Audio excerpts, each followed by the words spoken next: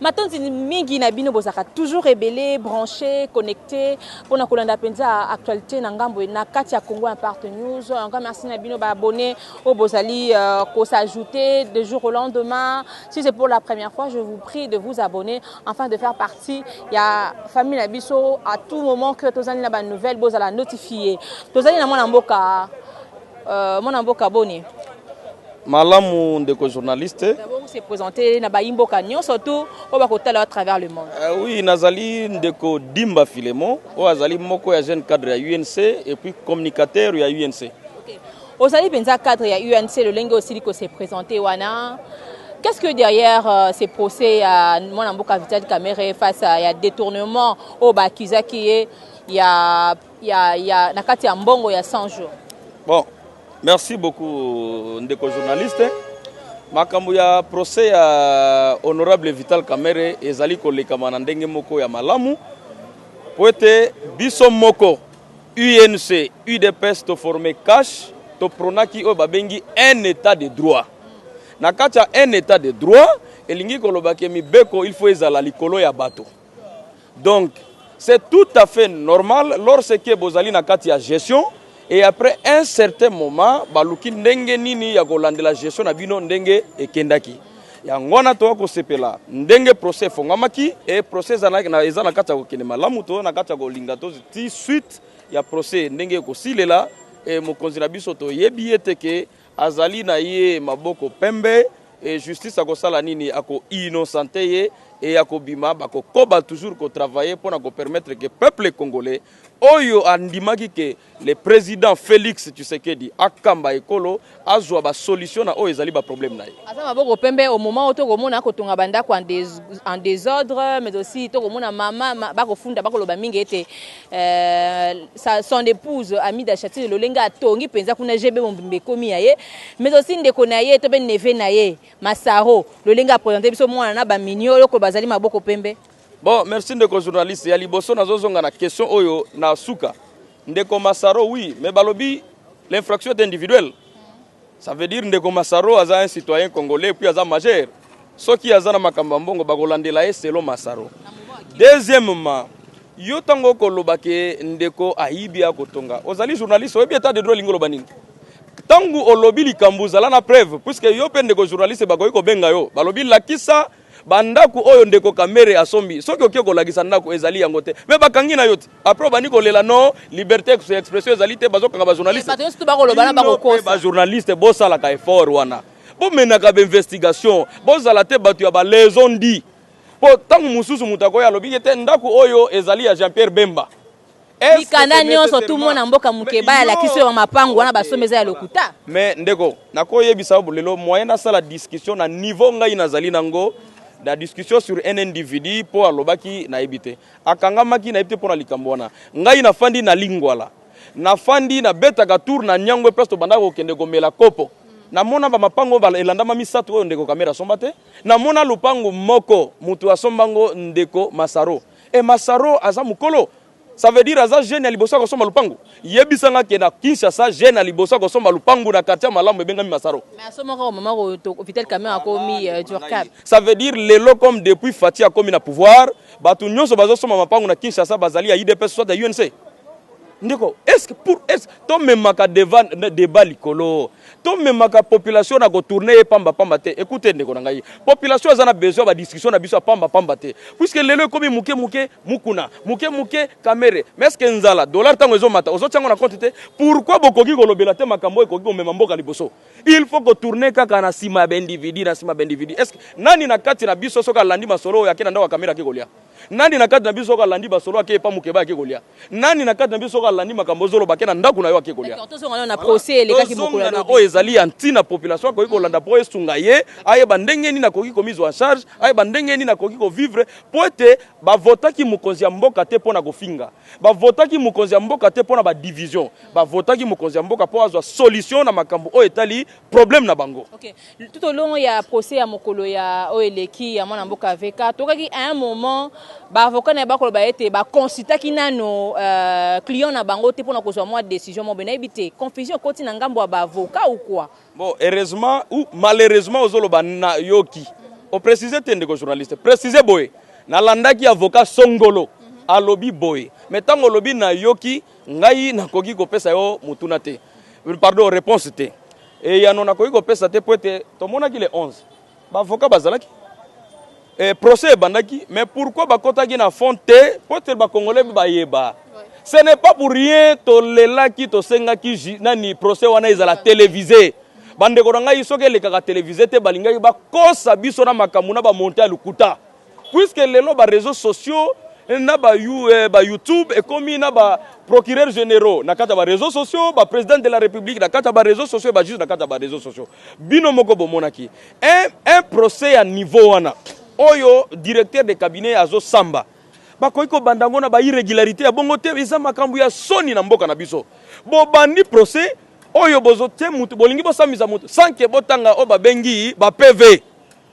ba procès verbal ya oyo déjà ba mituna o batuna ki botangi yango te. Deuxièmement maman le parquet refuse ya kopesa partie adverse ba document oyo bofundeli est-ce que zalaka yo benga ngato ya kosamba mena biba dossier na yo sambela te mena ba avocat nga ba koloba nini yango no monaki tangu juge a comprenaki que zalaki bongo ba suspendaki yango ba reporter yango pour le 25 suite ezalaki nini po ete partie adverse bango pe bazana ba document o ba fundeli bango po ba juge ba préparer dossier po ete le 25 ba peuple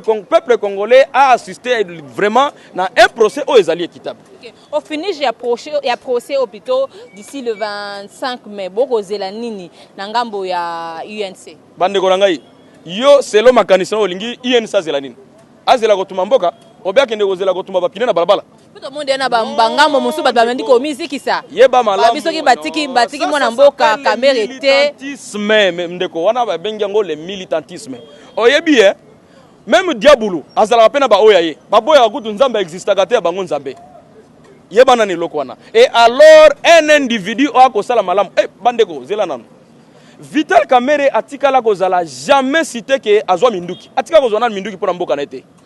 Vital Kamerhe atika nan ko bimali banda te kwa comploter baya ko sala guerre na mboka na ye. Vital Kamerhe asala ka politique ayebada politicien azali mutaba boutique te azali commerçant te c'est un politicien. Azwa ka ba position na ye libre soka lobby azo sala na yo nzela an lobby da batro balandi soki pe aboyi alobaka pe na sala nini na boyi. Point barre. Azali mutu moko te ke tango mususu ko kanisela ye ke amema masumu moko boya mboka te puisque soki Kamerhe azalaki mabe tango azalaki plébiscité le meilleur président de l'Assemblée nationale la biso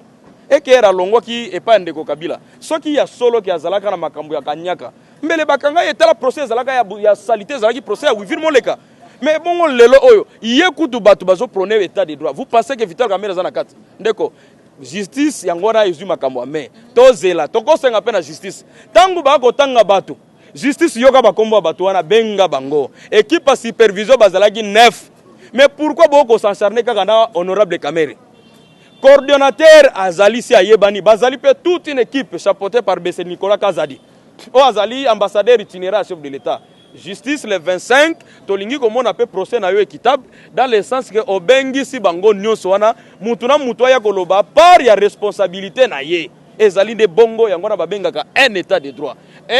droit elingi koloba kaka te bofandi kaka boy bafundi mutu sans que mutu wana se défendre directement ba réseaux sociaux et condamné déjà ezali malamu te tozali ba congolais to milinga tozala na bolingo ya mboka puisque lelo eloko bazo fundela ndeko Vital Kamerhe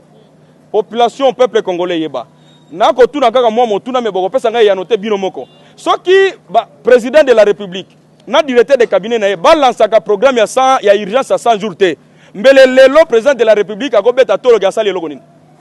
ti mukola lelo mbele akobeta tolo sali eloko nini mbele loko moko te gouvernement oyo ezalaki investi na année passée 2019 na mois ya septembre est-ce que bastie déjà ata parasole ya pamba mutambo na ya solo parasole yango basali depuis gouvernement koti mais ceux qui batu bazwa ki initiative pasala biloko batu bamona malgré que moi mabe koti ezali batu mais ba kena justice pombala sima ceux qui ba pesi bino charge boye ba kosala nini ko respecter yango pona bonheur ya population ko s'attaquer na Vital Kamerhe ko s'attaquer na procès na programme ya 100 jours ezali neti ko s'attaquer ko seka président de la république puisque programme wana esalemi pona bonheur ya population tangela ngai en dehors ya saute mouton en dehors ya nini ya ba maison préfabriquée ndeko journaliste loba boye na kati ya programme wana balobaki bakotonga nzela tel mais tomoni batongi yango te tangelanga balobaki bakotonga école tel po balobaki ba école nyonso te banzela pe nyonso te bandako nyonso te bango ba spécifiaki tokosala école songolo loba école songolo yo yebaki na kati ya projet il faut esala mesala mité loba pont songolo oyokaki batiaki na kati ya projet il faut basala me basali yango te c'est comme ça même ba travaux ya saute mouton ezui retard ba retard wana ezali du temps mususu na financement ou bien na mauvaise foi ya bato o babandai go gérer moi mon exemple moke ndenge basali nzela ya Bokassa est-ce que okotuna OVD mutakende ko sala nzela mabe obe okende kotuna directeur de cabinet mutazalaki na ndako soko za pena mutema malamu okotuna mutasali obe kotuna oya fandaki na ndako voilà yango na toko senga ke totika ko inana ndeko Vital Kamerhe directeur ya cabinet ya chef de l'état ako sala musala asalaki musala ne malamu et puis ako continuer ko sala musala ne malamu biso toko zela kaka justice et sala musala nango tina ko koma na suka Matondi mingi mwana mboka un grand merci tokuzoro sous prochainement un grand merci avait attaqué derrière la caméra un grand merci à Paty Sumbu et un grand merci aux abonnés de Congo Impact News si c'est pour la première fois je répète il faut que mbango s'abonner à tout moment aux la notifier s'il y a de nouvelles Bayimbo Kaboma que tu allez vraiment entouré na bateau toko bomba information te toko saka ka mosana biso toko tuna kaka mituna o bato bazoko tinda biso to tuna o toko mona bato bako ninga babimisa mais bako yeba bisika ko bimisa te yango biso to bimisa kango so aussi opportunité un mot de la fin. Bon merci beaucoup ndeko journaliste na sepeli makasi mais o toko senga na peuple congolais zwangonga ya kolanda procès ya kitoko babengi yango procès du siècle ezali neti kati o esale maka na mboka na biso le combat du siècle ya Mohamed Ali na George Foreman ezali procès moko komona au cadre ya munene pembeni ya mukonzi ya mboka ako samba population ekolanda bato bako ekosepela te voilà c'est un état de droit na Congo to mona spectacle la boité maintenant au lieu ko banda ko yoka bakambu ya bandako na biloba loba luka yo moko landa vérité et même ata basen vous savez bien qu'il y a des journalistes comme aliaka na ndako na ngai akoyi koloba mabe na ngai te comme ayake pa na ngana ya mbaka ete akobanda koloba mabe na ngai c'est comme ça que tozo se fouiller na ba fausses informations en réalité les procès tango eko leka luka bolanda procès bino pe bandeko ba journaliste si vous voulez parler makambo ya UNC bobenga bato ya UNC bapesaka bino eyanoke boke na bobenga bato mususu po bakosaka makambo na UNC soit na président ya UNC wazali honorable Vital Kamerhe directeur ya cabinet ya chef de l'état jusqu'à maintenant vous confirmez le directeur jusqu'à maintenant azali directeur ko désirer ko assumer déjà intérim non intérim lingoro ba ko remplacer te directeur de cabinet azalaki nommé par ordonnance présidentielle lobby ezalaki un simple communiqué qui n'a même pas été signé vous comprenez un simple pour dire tout simplement que comme azali na empêchement balobi te ke ba suspendre soit ba révoquer balobi comme azali na empêchement ndeko kolongele o azalaki o adjoint na ye azo assumer nini intérim jusqu'à ce que empêchement ya mokonzi na ye direct ko sala nini ekosila. Un grand merci Nabino Stokoutano très prochainement. Bye.